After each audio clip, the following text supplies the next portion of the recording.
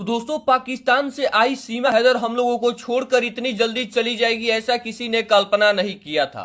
अपने पांचों बच्चों को छोड़कर इतनी जल्दी चली जाएगी। अपने सचिन प्रेमी के साथ हिंदुस्तान में सपना संजोकर आई थी पूरे जीवन गुजर बसर करने की, लेकिन इतनी जल्दी हम लोगों को हिंदुस्तान में छोड़कर चली जाएगी ऐसा किसी ने कल्पना भी नहीं किया था। मैं आपको पूरी जानकारी विस्तार से देने वाला हूं। आखिर क्या सीमा हैदर के साथ हो गया है जिसकी वजह से वो हमारे बीच नहीं रही। जी हाँ दोस्तों, मैं आपको बता देना चाहता हूं, सीमा हैदर जैसे ही अपना मुल्क पाकिस्तान छोड़कर हमारे हिंदुस्तान में आई, हमारे मीडिया के सुर्खियों में वह बनी हुई थी।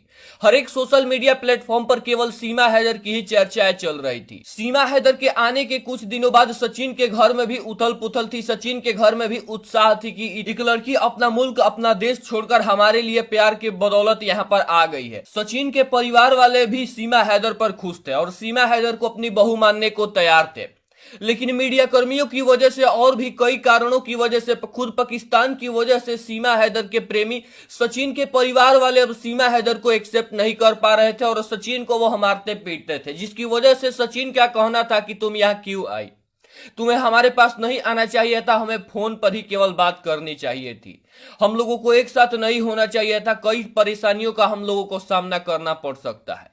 दोस्तों, आपको भी पता होगा सीमा हैदर जब हिंदुस्तान में आई थी तो मीडिया की सुर्खियों में वह बनी हुई थी।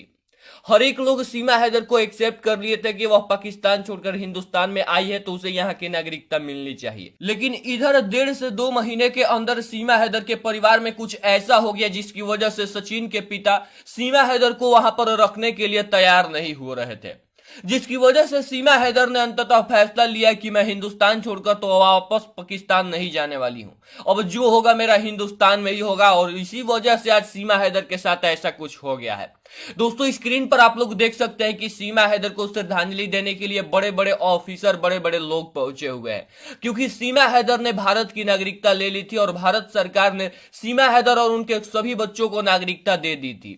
आप लोग देख सकते हैं कि उन बच्चों के साथ सीमा हैदर का आज श्रद्धांजलि दिया जा रहा है। वैसे दोस्तों, सीमा हैदर को लेकर आप लोग क्या कुछ कहना चाहते हैं इस वीडियो के नीचे कमेंट करके जरूर बताइएगा। क्या सचिन के परिवार को सीमा हैदर के साथ ऐसा नहीं करना चाहिए? क्या सचिन के परिवार को सीमा हैदर को पूरे जीवन उनको रखना चाहिए था या फिर नहीं? इस वीडियो के नीचे कमेंट करके जरूर बताइए, क्योंकि सीमा हैदर अपना मुल्क छोड़कर, अपने पाकिस्तान छोड़कर हमारे हिंदुस्तान में आई थी बहू बनने के लिए, लेकिन फिर भी उस लड़की के साथ ऐसा कुछ हो जाता है। सीमा हैदर को नागरिकता मिलने की वजह से उनके सभी बच्चों का पालन पोषण भारत सरकार करेगी। भारत सरकार के द्वारा उन सभी बच्चों की पढ़ाई लिखाई करवाई जाएगी, जो कि सचिन उनके गार्जियन स्वरूप रहेगा। जो घटना सामने आई है किसी भी सभ्य समाज के लिए ये शर्मसार करने वाली घटना है। 140 करोड़ देशवासियों को शर्मसार होना पड़ रहा है। कठोर से कठोर कदम उठाएं और मैं देशवासियों को विश्वास दिलाना चाहता हूं, किसी भी गुनहगार को बख्शा नहीं जाएगा। कानून अपनी पूरी शक्ति से, पूरी सख्ती से एक के बाद एक कदम उठाएगा। बेटियों के साथ जो हुआ है इसको कभी माफ नहीं किया जा सकता। मध्य प्रदेश के उज्जैन में 12 साल की एक बच्ची के साथ गलत काम कर उसे फेंक देने का मामला सामने आया था। उसके मेन आरोपी भरत सोनी को पुलिस के द्वारा गिरफ्तार करके उसकी अगली कार्रवाई अब शुरू हो चुकी है। इस मामले ने पूरे देश को झकझोर कर रख दिया। यह मामला वहां से आया है जहां पर हाई सिक्योरिटी और हाई पुलिस फोर्सों की संभावना रहती है। वहां पर ऐसी घटना की कोई कल्पना भी नहीं कर सकता है। उज्जैन महाकाल की नगरी मानी जाती है। इस महाकाल की नगरी में इस तरीके की घटना ने पूरे देश को हिलाकर रख दिया है। इस 12 साल की बच्ची के साथ उसने क्या कुछ किया है, यह जानने के बाद पूरा देश आज हिल गया है। वह बच्ची 8 किलोमीटर तक मदद की भीख मांगती रही, लेकिन उस बच्ची को कोई मदद करने वाला व्यक्ति नहीं मिला। लेकिन उस व्यक्ति का एक मदद गुरुकुल आश्रम के एक व्यक्ति ने किया, जिसका नाम राहुल बताया जा रहा है। इस बच्ची की 1 मिनट 7 सेकंड की सीसीटीवी वीडियोस देखने के बाद हर कोई कह रहा है कि ऐसी काम भी कोई कर सकता है। इसकी कल्पना हमारे देश में कोई लोग नहीं कर सकते थे। इस मामले को लेकर हमारे देश के प्रधानमंत्री पीएम नरेंद्र मोदी पहली बार अपनी प्रतिक्रिया सोशल मीडिया पर पूरे पत्रकारों के सामने दी है, जैसा कि इस वीडियो के शुरुआती क्लिप में आप लोगों ने सुन ही चुके होंगे। पाप करने वाले, गुनाह करने वाले कितने हैं, कौन है, वो अपनी जगह पे है, लेकिन बेइज्जती पूरे देश की हो रही है।